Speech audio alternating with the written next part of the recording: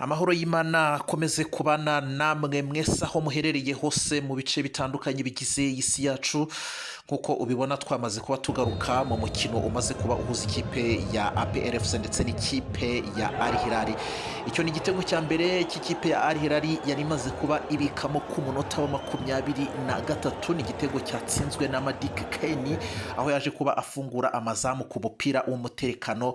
Umunyezamu rero w'ikipe ya APR ni Hakizimana Adolphe baje kuba bahindura, ntabwo ari Ishimwe Pierre baje kuba bahindura uyu munsi. Ntabwo yaje kuba amenya ibyabaye, yagiye gukanguka asanga umupira wamaze kugera mu rushundura.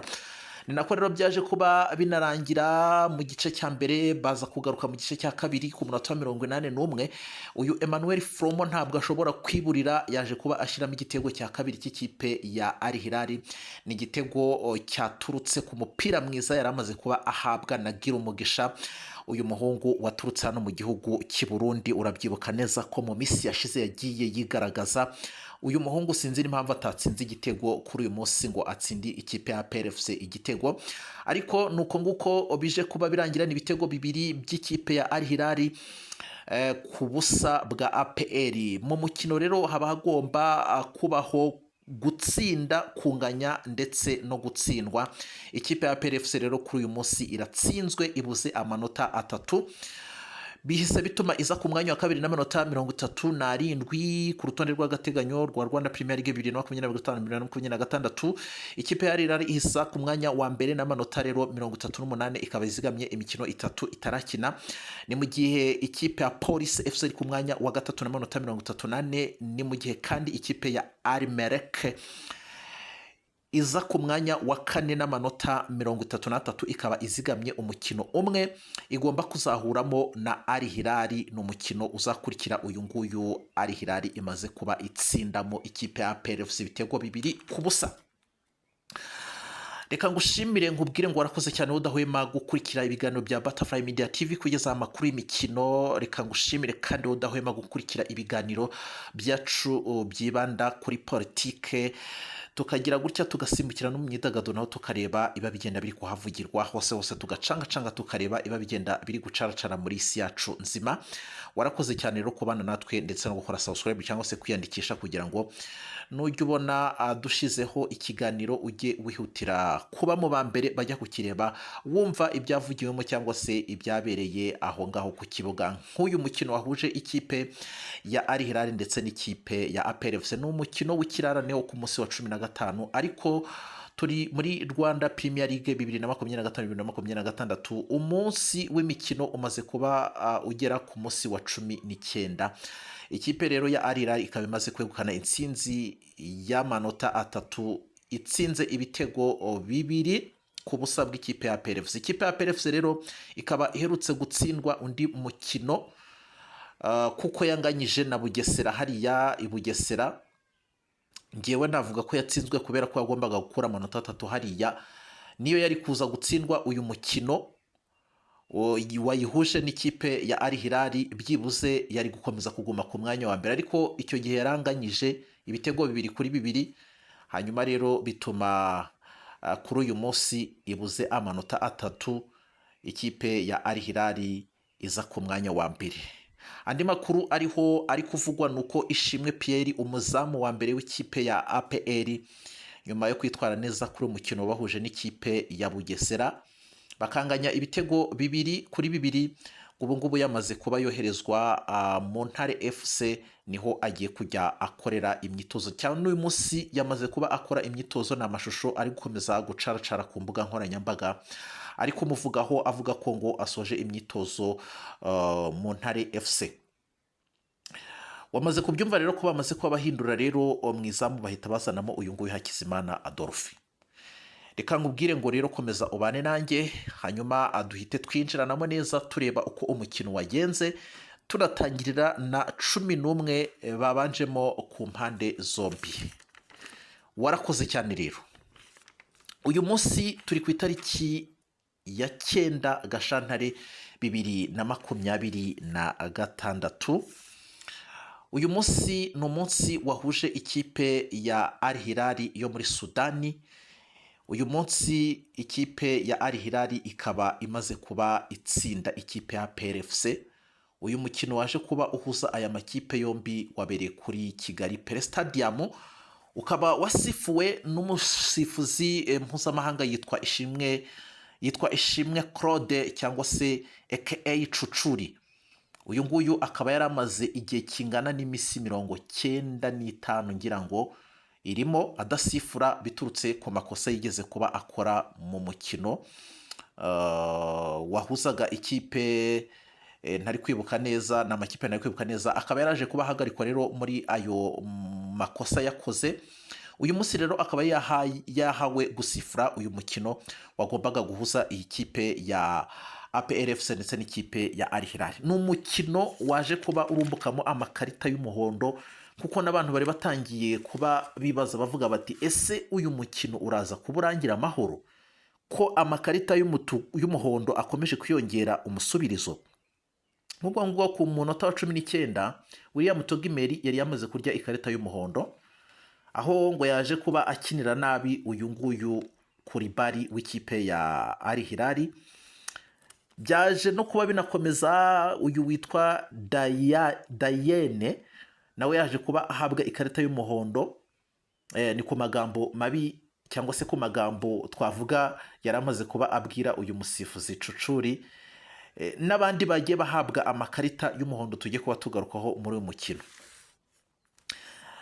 Ntatinze rero reka duhita duhera kuri 11 babanjemo ku mpande zombi. Nuko ku ruhande rw'ikipe ya APRFC wari wambaye nimero 32 ni Adolphe Hakizimana, hanyuma wari wambaye nimero 17 ni Nigena Clement, wari wambaye nimero 28 ni Nshimimana Yunusu, nimero 15 ni Bugingo, nimero 18 ni Byiringiro Jean Gilbert, Dauda Yusufu nimero 25 Sekiganda Ronald umugabo ukomoka no mu gihugu cya Uganda, nimero 19 Ruboneka Bosco, nimero 27 Kiwanuka, nimero 7 Jibril Watara, nimero 10 hakaza na Togi William uyu mugabo w'umunyakote d'Ivoire wari wambaye nimero 35 mugongoni. Hanyuma rero bikaba byavuzwe ko uyu Ishimwe Pierre ataje kuba ajya mu izamu nk'uko ubibona, akaba yasimbuwe n'uyu nguyu Hakizimana Adolphe nk'uko ninamaze kuba mbikubwira, akaba yoherejwe gukora imyitozo mu Ntare FC. Ngo ni nyuma yo kwitwara nabi ku mukino wabahuje na Bugesera bakanganya ibitego 2-2. Ku ruhande rw'ikipe ya Al Hilal 11 babanjemo wari wambaye nimero 31 ni Mustafa Mohamed, nimero 2 ni Yasir Awadi, nimero 38 ni Diouf, nimero 14 ni Petros, nimero 3 ni Kamaradini, nimero 21 ni Pogba, nimero 18 ni Madike Kane waje kuba anatsinda igitego. Hanyuma nimero 3 ni Kore, hakaza nimero 11 ni Kuribari, hakaza nimero 31 ni Sande Damirale, hakaza nimero 34 ni Flomo Emmanuel waje kubatsinda igitego cya kabiri cy'ikipe ya Al Hilal. Umukino utangira wabonaga ko amakipe yombi yasatiranaga ku rwego rwo hejuru. Nk'ubwo ngubwo ku munota wa 7 ikipe ya Al Hilal yari imaze kuba ibona koroneri ya mbere. Ni uburyo bwa mbere bwari bubonetse ku ruhande rw'ikipe ya Al Hilal bwo kuba babonamo igitego. Dauda Yusufu yaje kuba arekura ishoti ku munota wa 8, umupira awutera hejuru y'izamu kure cyane. Ubwo nabwo ni uburyo bwari bubonetse ku ruhande rw'ikipe ya APRFC.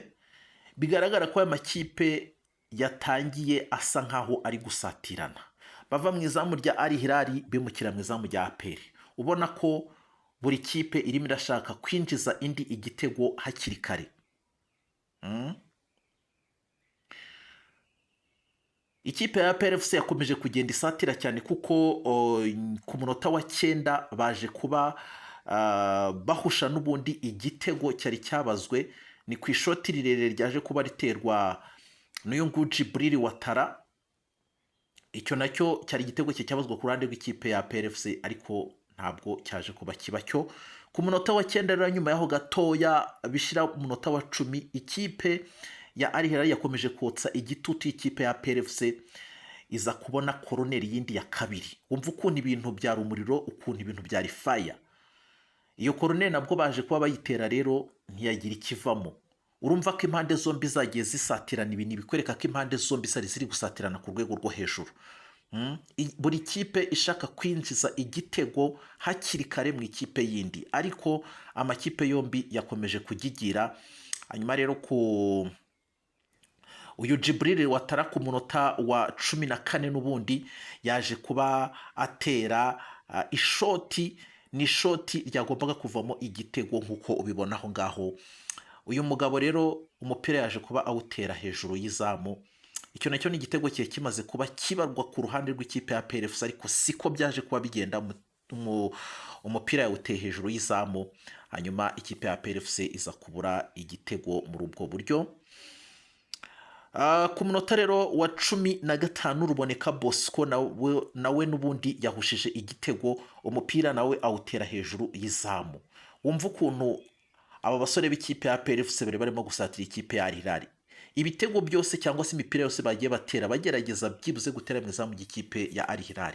Ni amashoti ari target yagombaga kuba avamo ibitego, amashoti agera kuri 3.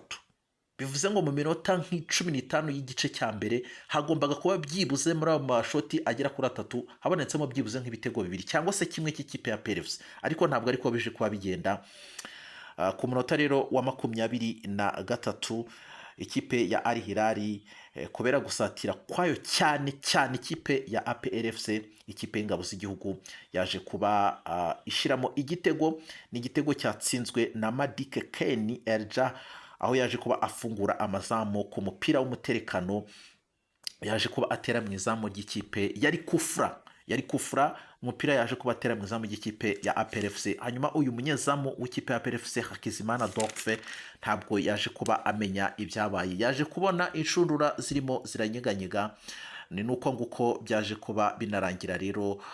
Igice cya mbere kiza kuba kirangira ari igitego kimwe cy'ikipe ya Al Hilal ku busa bw'ikipe ya APRFC. Ntibyatinze rero bagarutse n'ubundi bakomeje gusatirana mu minota ya 50 60 gutyo, ubona ko ikipe ya APRFC irimo irashaka kwishyura.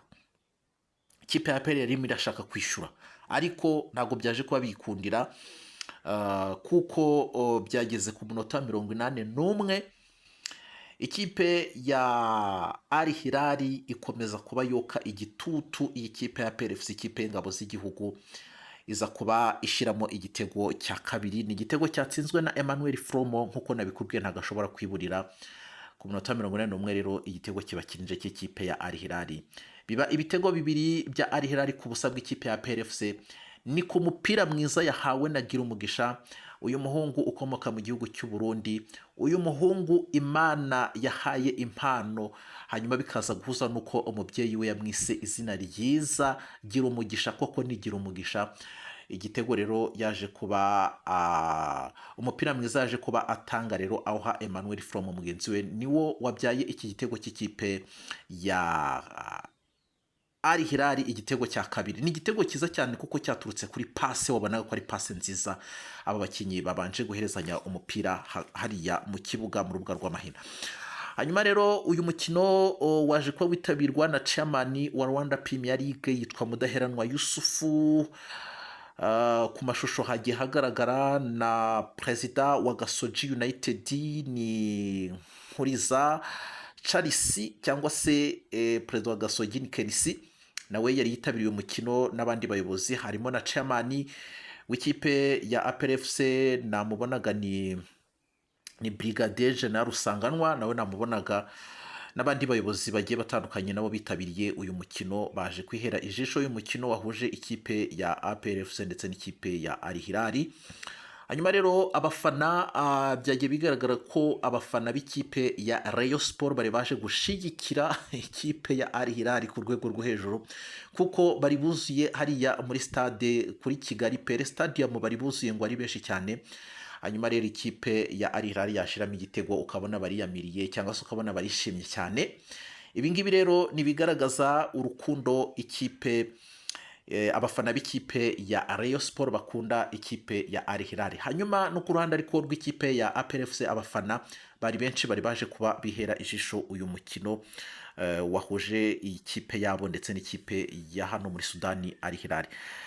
Nkuko rero byagiye bikomeza kugenda bigarukwaho, reka nkubwire ko mu basimbura ku ruhande rw'ikipe ya APR FC uyu yitwa Ivan yari yambaye nimero 1, hanyuma afite inamborenga yambaye nimero 29, Pacifique wambaye nimero 20, hakaza Swane wambaye nimero 5, hakaza Nduwayo wambaye nimero 4 na Mugisha Gilbert nimero 11, hakaza na Iraguha nimero 21 na Mamadusi nimero 11 ndetse na Dawo nimero 8. Abo ni abagombaga gusimbura cyangwa se n'abasimbura ku ruhande rw'ikipe ya APR FC.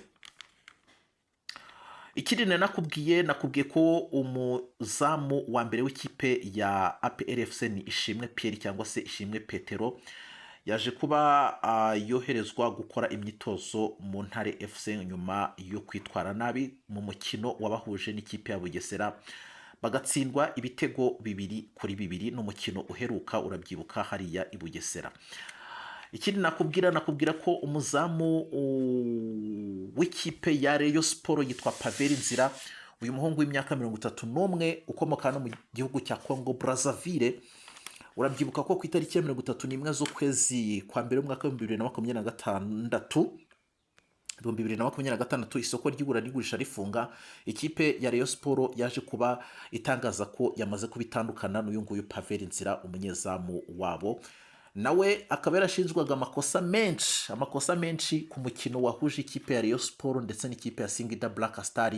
Urabyibuka ni muri CAF Confederation Cup hariya mu gihugu cya Tanzania, bakaza kuba batsindwa ibitego 2-1. Uyu mugabo yaje kubashinjwa ko ngo yatsindishije ikipe ya Rayon Sport kubera umupira bamuteye yaza gukora ubuntu, navuga sinzi ukuntu nabyita, ntaza gukoresha irindi jambo wenda mukanyumva nabi. Yaje gukora ubuntu ngo umupira arawuruka arangije akina nawo mu izamu, cyangwa se ukuntu ngo yakundaga kujya akinisha umupira mu izamu kandi abona rwahinanye, hanyuma rero bakaba banagira gutya bagatsinda igitego. Cyangwa se rimwe na rimwe hari ukuntu yarwazaga ngo abafana agapira akabanza kugakinisha imbere y'izamu cyangwa se mu rubuga rw'amahina muri rwa rubuga rw'umunyezamu. Ibi ngibi rero bigatuma abafana imitima ibarya cyangwa se n'abayobozi bavuga bati uriya mugabo ibintu ari gukora ni ibiki. Rimwe na rimwe ugasanga rero n'igitego barakimutsinze binaturutse no ku burangare cyangwa se no kuba yaryamye akawuruka bakaza kumusonga, ibintu nk'ibyo ngibyo. Rero bakamushinja amakosa ko yakunze kugira uruhare mu itsindwa ry'ikipe ya Rayon Sport. Hanyuma ikindi yaziraga ni umukino wahuje ikipe ya Rayon Sport ndetse n'ikipe ya APR FC. Ni umukino ikipe ya APR yaje kuba itsindamo iyi kipe ya Rayon Sport ibitego 4-0. Uyu Pavel Nzira rero yagize ngo uruhare rukomeye cyane mu gutuma ikipe ya Rayon Sport itsindwa. Uyu mugabo rero akaba yaraje mu ikipe ya Rayon Sport aza kuba umunyezamu w'ikipe ya Rayon Sport, yari avuye mu ikipe ya APR FC aho yari yaragize ibihe byiza muri Rwanda Premier League ndetse no mu gikombe cya Kagame Cup hari mu mwaka w'ibihumbi 2023-2024. Uyu mugabo rero yaje mu ikipe ya Rayon Sport avuye mu ikipe ya APR, yafatiraga ikipe ya APR. Rero abantu bakavuga bati cyangwa se bakabihuza bakavuga bati uyu mugabo uko byagenda kose iyi kipe ya APR FC yahuye n'ikipe ya Rayon Sport, umenya atekereza ko akiri mu ikipe ya APR akagira gutya akikora utuntu two gutuma ikipe ya Rayon Sport itsindwa na APR. Yakunze kubishinjwa kenshi cyane. Uyu munsi rero nk'uko byagiye bikomeza kugenda bigarukaho, abantu benshi bari barimo kwibaza byinshi bavuga batese uyu mugabo azerekeza he ko isoko ryamaze kuba rifungwa. Ariko inkuru nziza ituruka muri Rayon Sport cyangwa se nk'uko byatangajwe mu binyamakuru byandika amakuru y'imikino nuko yamaze kuba yerekeza mu ikipe yitwa Tusker FC, akaba yasinyemo igihe cy'amasezerano 6 ari gukorana n'ikipe. Ayo masezerano ngo ashobora no kuziyongeraho igihe kingana n'umwaka. bakaba bamwongeza andi mezi 4 akaba yasinyamo igihe kingana n'umwaka ari kumwe n'ikipe ya Tusker FC ya hano mu gihugu cya Kenya. Iyi kipe rero ya Tusker FC iri ku mwanya wa 8 n'amanota 28, ubwo ni muri shampiyona ya hariya mu gihugu cya Kenya niba ariko twabyita. Iyi rero ni inkuru nziza kuri uyu mugabo, byaba ari byiza cyane. Reka ngushimire nkubwire ngo wakoze cyane wowe udahwema gukurikira ibiganiro byacu, tuze gukomeza guhura mu bindi biganiro bigiye bitandukanye. Bye bye.